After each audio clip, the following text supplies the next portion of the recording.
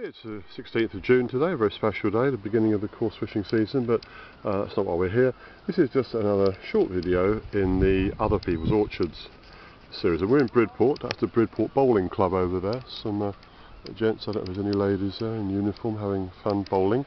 And this is the Bridport Community Orchard. There's Bridport Church there.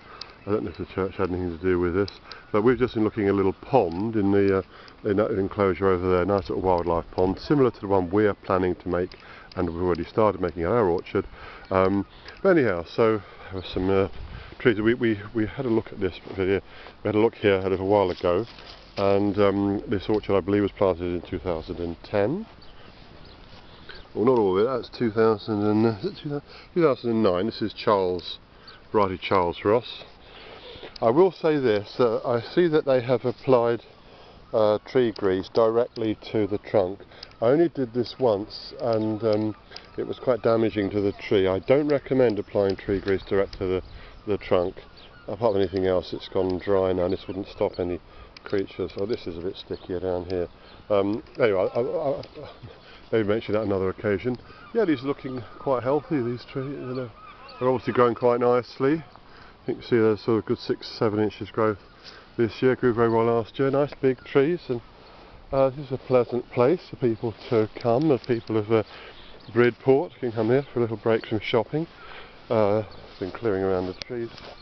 A little bit of pesticide down here, or maybe they're doing herbicide to give a little border around the trunks. Possibly there might be, I don't know, weeding my hand. I'm not sure. The trees, some of them are protected, not all of them are. I don't know if they get deer coming into the middle of town. It wouldn't surprise me that much.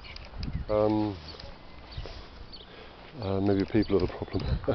Anyway, over here we've got some bees, as I noticed earlier.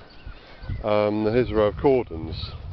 Now these cordons are not being optimally managed because really with cordons, I mean they've been planted very nicely.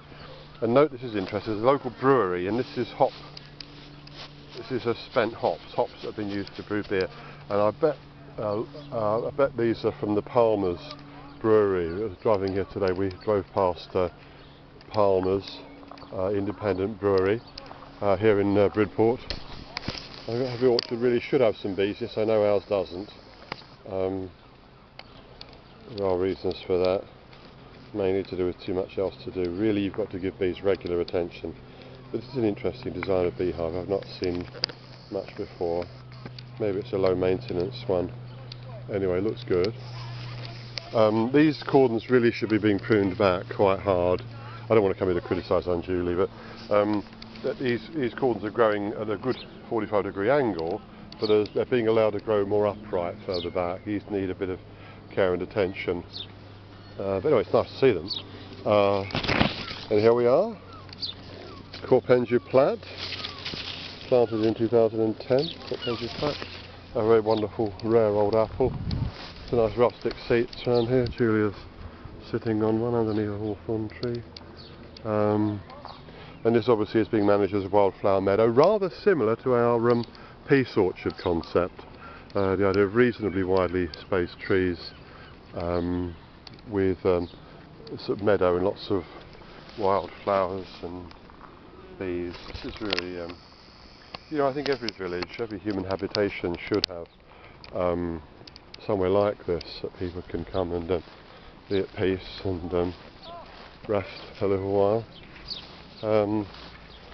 This little flower bed is obviously being managed as a that's quite strikingly attractive property. Looks like the cross of St George there, doesn't it? And anyway, and there's some yellow rattle here, which is a very useful plant for reducing the fertility of soil. I'm not quite sure how it does it, but by doing that, if you have very fertile soil, you tend to get a lot of strong growing grass. But in order to get a wider range of wildflowers growing, you want sort of porous soil really. And the yellow rattle has probably been very deliberately planted here for that reason. It also planted the grasses.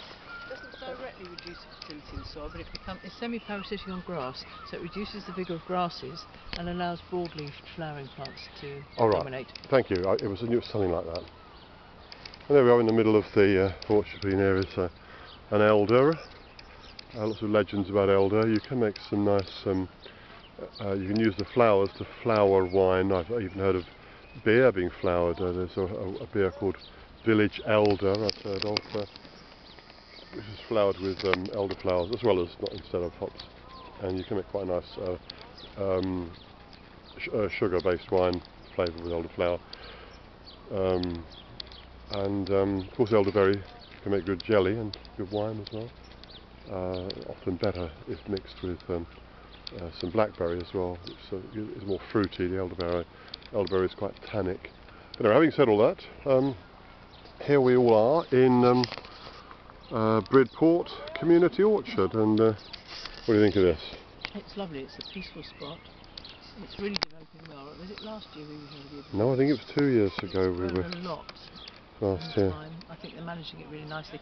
I like they've got mown paths, so people are encouraged to walk in particular places to go through the orchard and see everything.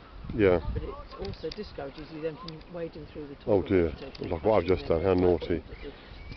Yeah. Because we don't want the flowering plants squashed. Because the idea is you want to let these set seed, don't you? And then. Yes. You wanted to set seed and propagate itself. Okay. Well, Bridport, what a lovely place. It's got a bowling club, it's got a community orchard, and it's very close to Chesil Beach, where you can fish for mackerel, like I did this morning between 4 AM and 7 AM without a bite, while the anglers either side of me caught some. So there one goeth. Anyway, let's go do some shopping.